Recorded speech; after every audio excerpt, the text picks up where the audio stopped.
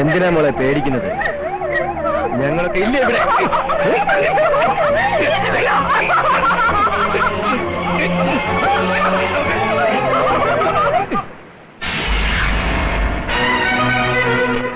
ഇന്ന് പോണ്ട, ഞാൻ പറയുന്നത്.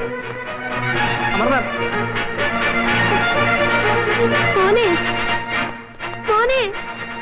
ഞാൻ പറയുന്നത്. പ്രായപൂർത്തിയായ പെൺകുട്ടികൾ ഇനിയുണ്ട് അവിടെ. പോകുന്നത് അങ്ങോട്ടാണോ? പറയണം ഇൻസ്പെക്ടർ. അർദ്ധരാത്രിയിൽ കുറെ പോലീസുകാർക്കൊപ്പം ചെന്ന് ഒരു പാവം പെൺകുട്ടിയെ നശിപ്പിച്ചത് കർമ്മധീരനായി ഈ പോലീസ് ഓഫീസറിന്റെ യോഗ്യത തെളിയിക്കാനായിരുന്നെങ്കിൽ ഇനിയുണ്ട് അവിടെ ചോരി നീരുള്ള പെൺകുട്ടികൾ. ചെല്ല്, ചെന്നിനി യോഗ്യത തെളിയിക്കുക.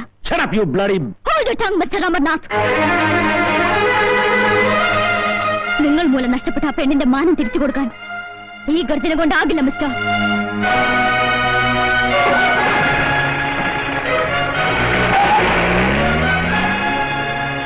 നിങ്ങൾ എന്തറിഞ്ഞിട്ടാ ഇവിടെ കിടന്ന് തുള്ളിയത്? എവിടെയെങ്കിലും കാള പറ്റുമെന്ന് പറഞ്ഞാൽ അപ്പ കയറെടുത്തോണം. മോളെ, എന്റെ മോന്റെ അറിവോടെ ആയിരുന്നില്ല ഒന്നും. സ്റ്റേഷൻ ആക്രമിക്കാൻ വന്നവരുടെ അടിയേറ്റ് വീണ എന്റെ മോനെ പോലീസുകാരാ ഇന്നലെ രാത്രി ഇവിടെ എത്തിച്ചത്. ഇന്ന് രാവിലെ ആ കാര്യങ്ങളൊക്കെ അവൻ അറിയുന്നത്. നിങ്ങളെ തിരിച്ചറിയാൻ പറ്റാത്ത പണി പോലീസുകാരെ കൊണ്ട് ചെയ്യരുത്. നിരപരാധികളുടെ കൂമ്പിടിച്ച് കലക്കാനായിരുന്നെങ്കിൽ കയ്യിലുമുണ്ടും തലയിൽ വട്ടക്കെട്ടുമുള്ള കുറെ തെമ്മാടികൾ വിട്ടാൽ മതിയായിരുന്നു. കാക്കിയിട്ട് കഴിഞ്ഞാൽ കൊള്ളയും കൊലയും ബലാത്സംഗവും ചെയ്യാനുള്ള ലൈസൻസ് ആയി നാട്ടുകാരെ കൊണ്ട് പറയിപ്പിക്കരുത്. ഒരു പോലീസ് സ്റ്റേഷൻ ആക്രമിച്ച് താൻ ഉൾപ്പെടെയുള്ള കുറെ പോലീസുകാരെ നിർദ്ദേശം മർദ്ദിച്ച ആരെ മർദ്ദിച്ചു? ആ പാവ സ്ത്രീകളോ? ചകിരി പിരിച്ചും മത്സ്യം പിടിച്ചും സ്വന്തം മക്കളെ പോറ്റുന്ന ആ പാവ മനുഷ്യരോ? ഒരു കൂട്ടം തെമ്മാടികളുടെ കൂലിത്തല്ലുകാരായിരുന്നു പോലീസുകാര്. ഇതിന്റെ പേരാണ് ഗുണ്ടായിസം, പോലീസിന്റെ ഗുണ്ടായിസം. ഇതിനൊക്കെ വഴിവെച്ച താനെടുത്തനാ. രണ്ടും മതനേതാക്കളെയാണ് തന്നെ ഇഷ്ടപ്രകാരം മർദ്ദിച്ചകത്തിട്ടിരിക്കുന്നത്. ഇതിന്റെയൊക്കെ ഭവിഷ്യത്ത് എന്താണെന്ന് എനിക്കറിയോ? എന്നിട്ടിപ്പോ അക്രമം കാണിച്ച തെമ്മാടികളെ പിടിക്കാൻ പോലീസ് അല്പം ബലം പ്രയോഗിച്ചെന്ന് കരുതി പോലീസ് ബലം പ്രയോഗിക്കേണ്ടത് 19 വയസ്സുള്ള പെൺപിള്ളേരുടെ നെഞ്ചത്തോട്ടല്ല. നടപടി എടുക്കേണ്ടത് തന്റെ പേരിലാണ്. അച്ചടക്ക ലംഘനത്തിന്, അധികാര ദുർവിനിയോഗത്തിന്. ഇന്നലെ രാവിലെ അറസ്റ്റ് ചെയ്ത 2 പേരെ ഇന്ന് നേരമായിട്ട് ഞാൻ കോടതിയിൽ ഹാജരാക്കിയില്ലല്ലോ. എന്താണോ നോക്കുന്നത്? ഇറങ്ങി പോണോ? പോണില്ല, ഞാൻ ഇവിടെ തന്നെ ഇരിക്കാൻ പോവാ. ഇനി പറ, ഈ യൂണിഫോമിൽ തുടരാൻ ഞാൻ ആർക്കൊക്കെയാ പെണ്ണുകൂട്ടി കൊടുക്കേണ്ടത്? ആർക്കൊക്കെയാ വിടുവേല ചെയ്യേണ്ടത്? സാറ് പറ, ഞാൻ ചെയ്യാം. താനെന്താ പരിഹസിക്കാണോ? അയ്യോ, IPS റാങ്കുള്ള സാറിനെ പോലെയുള്ള ഒരാളെ ഞാൻ എങ്ങനെയാ സാറെ പരിഹസിക്കുന്നത്? പിന്നെ സത്യം പറയാമല്ലോ, എന്റെ പറമ്പിൽ പൊഴിഞ്ഞു വീഴുന്ന നാളികേരത്തിന്റെ തൊണ്ട് വിറ്റാൽ കിട്ടുന്ന പണം മതി എനിക്കും എന്റെ അമ്മയ്ക്കും 3 നേരം പാൽപ്പായസം കുടിച്ച് ജീവിക്കാൻ. അതുകൊണ്ട് വരട്ടരുത്. വല്ലവരുടെ കയ്യിൽ നിന്നും വല്ലതും വാങ്ങിച്ചിട്ടുണ്ടെങ്കിൽ സാർ അതങ്ങ് തിരിച്ചു കൊടുത്തേര്. സാറിന് ആവശ്യമുള്ളത് എന്നോട് പറ, ഞാൻ തരാം. പറഞ്ഞു തീർന്നിട്ടില്ല. എന്നേക്കാൾ അധികാരമുള്ള സാറിന്റെ റാങ്കും നക്ഷത്രങ്ങളും വെച്ച് അന്വേഷണത്തിന് തടസ്സം നിൽക്കാനോ എന്നെ സ്ഥലം മാറ്റാനോ ആണ് ഭാവമെങ്കിൽ ആ മുട്ടി ഞാൻ തന്നെ ഓടിക്കും. അതെ, ഈ യൂണിഫോം അഴിച്ചു വെച്ചൊരു ലുങ്കി മടക്കി കുത്തിയാണല്ലോ, ഞാൻ തനിച്ചെറ്റയാ തറ. സാല്യൂട്ട് ചെയ്യുന്ന സുഖമായിരിക്കില്ല. ദാ ഇതുകൊണ്ടൊന്ന് കവളത്ത് കിട്ടിയ നല്ല ബെസ്റ്റ് ഇടി ഞാനിരിക്കും, ഒരു ദാക്ഷിണ്യമില്ലാത്ത ഇടി. അതുകൊണ്ട് ഇതെന്റെ ശരീരത്തിൽ നിന്നും പോകാതെ സൂക്ഷിക്കേണ്ട ഉത്തരവാദിത്വം ഇപ്പൊ സാറിന്.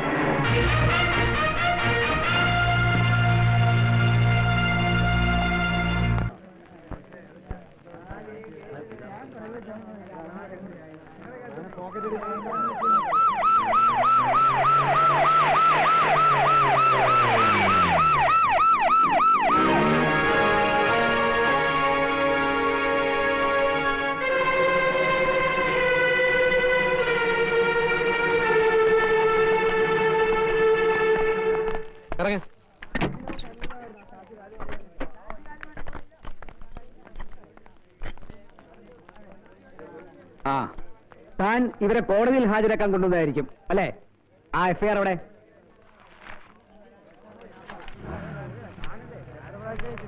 According to the section 120th Act B in Indian Penal Code, conspiracy, അതായത് ഗൂഢാലോചന, and for leading the violent mob, അക്രമത്തിന് നേതൃത്വം കൊടുക്കൽ. വൈകിപ്പോയ അമൃതാസ്, താൻ ഈ FIR-ൽ പറഞ്ഞിരിക്കുന്ന അതേ കുറ്റങ്ങൾ കോടതിയിൽ ഏറ്റുപറഞ്ഞ് കോടതി ജുഡീഷ്യൽ കസ്റ്റഡിയിൽ വിട്ടിരിക്കുന്ന പ്രതിയായി ഇവനെ താൻ അറിയില്ലേ?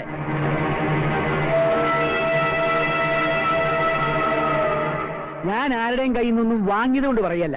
ഇനിയിപ്പോ ഇവരെ ഹാജരാക്കിയത് കൊണ്ടും വലിയ പ്രയോജനമൊന്നും ഉണ്ടാവും തോന്നില്ല. അല്ലേ വക്കീലേ? അതെ, ഒരേ കേസിൽ 2 കൂട്ടം പ്രതികളെ ഹാജരാക്കിയാൽ അവസാനം വിധി പറയുമ്പോ സംശയത്തിന്റെ ആനുകൂല്യത്തിൽ 2 കൂട്ടരും രക്ഷപ്പെടും. അത് അറിയില്ലേ ഇൻസ്പെക്ടർക്ക്? ഇനിയിപ്പോ ഇവരെ വിട്ടുകൊടുക്കുന്ന ആ ബുദ്ധി. അല്ലെങ്കിൽ സാറ് വെറുതെ മനപ്രയാസം ഉണ്ടാവുള്ളൂ. പക്ഷേ എന്ത് ചെയ്യാം, എനിക്കും തനിക്കും ഒക്കെ മുകളിൽ വേറെയും ചിലരില്ലേ, ആഭ്യന്തരമന്ത്രി ഉൾപ്പെടെ. അവര് വിചാരിച്ചാൽ 24 മണിക്കൂർ പോലും തികച്ചു വേണ്ട പല കുറ്റവാളികളും രക്ഷപ്പെടാൻ. ഈ മെഡിക്കലെ ഞാൻ അഭിനന്ദിക്കുന്നു. പക്ഷേ ആർക്കും രക്ഷപ്പെടുത്താനാവാത്ത വിലങ്ങിട്ട് ഞാൻ ഇവിടെ പൂട്ടും. അന്നും കാണണം ചുണ്ടലി ചിരി.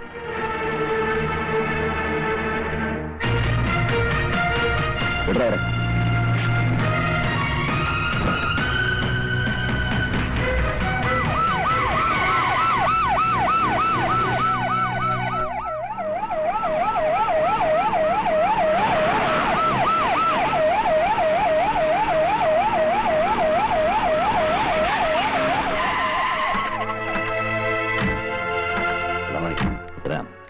എന്താ എല്ലാരും കൂടി ആ സമയത്ത്? ഇവർക്ക് അങ്ങയോട് എന്തോ പറയാനുണ്ടത്രേ.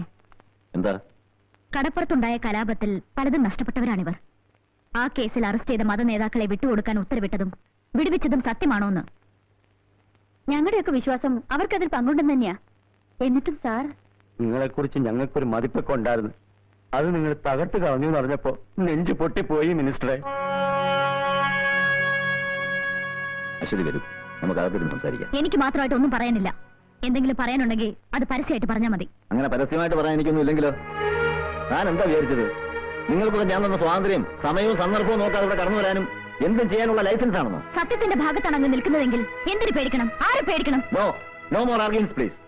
ഒരു പൊതുപ്രവർത്തക എന്നുള്ള അഹങ്കാരവും എന്നിലുള്ള സ്വാധീനവുമാണ് നിങ്ങളെ കൊണ്ട് ഇതൊക്കെ പറയുന്നതെങ്കിൽ ഒരു നിമിഷം കൊണ്ട് എല്ലാതാകുന്നത്. താനിങ്ങനെ ചൂടായാലോ? അവർക്ക് എന്തെങ്കിലും പറയാനുണ്ടെങ്കിൽ പറഞ്ഞിട്ട് പോട്ടെ. വേണ്ട, ആരുടെ ഔദാര്യം ഞങ്ങൾക്ക് വേണ്ട. സത്യം തുറന്നു പറയാൻ ഒരു സ്വാധീനവും.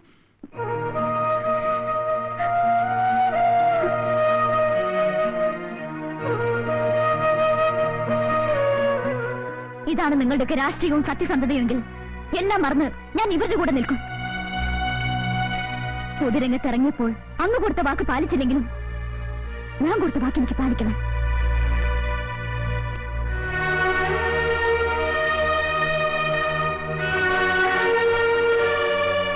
പിണക്കേണ്ടിയിരുന്നില്ല. ഒന്നുമില്ലെങ്കിലും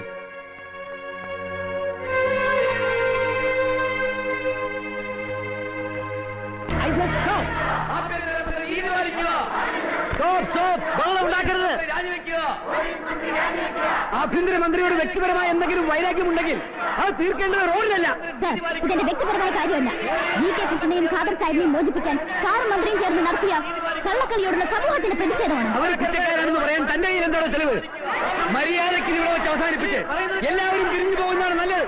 ഞങ്ങൾ പോകില്ല സാറേ, ഇല്ലെങ്കിൽ ഞങ്ങൾ കുറെ കൊല്ലേണ്ടി വരും. പോക്കിത്തരം പറയുന്ന